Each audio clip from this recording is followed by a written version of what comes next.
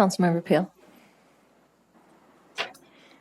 I'm going to be wordy too, but before that, there's been a lot of accusation around staff and their motives and the way they have conducted outreach. And I just want to take a minute to say I do believe extensive outreach has been done. 60,000 postcards, remote and in-person meetings, a deliberative forum, an open house, recordings of public meetings, walking tours, questions answered in person, and emails. And I can personally attest to the many emails. I wish I would have had time to look up the number of emails that y'all have answered. They provided a website with the latest information. They prepared for council work sessions, and they reached out to multiple boards, all while being available to answer council's questions over and over again. So I do want to say, one, that I'm sorry the accusations were made, and two, I appreciate your work. And I know it's more than you three. I know there's a lot more staff. But anyway, I just wanted to acknowledge that.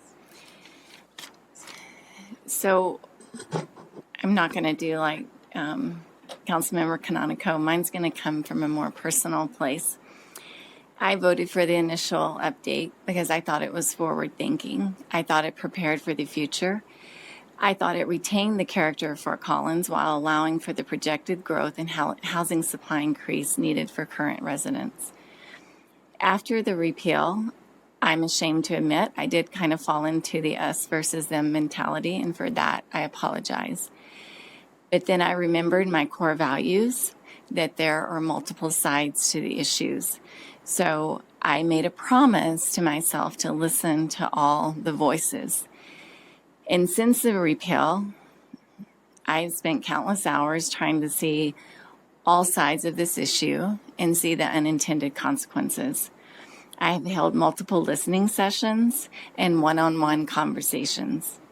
I have walked and driven neighborhoods with staff and on my own. I've asked countless questions, publicly and privately, and I've also sought answers for my constituents' questions as well. I have read article after article. I have dug through data. I have sought advice from people I respect. I believe I worked harder on this than I did raising my 4 children. I know, right? Don't tell my kids. And I feel like during council discussions, I tried to offer compromises. I tried to find a pathway through this debate to where we could all come together. And while I think there's still some sticking points that need work and to be addressed, I don't want to throw out the good with the controversial.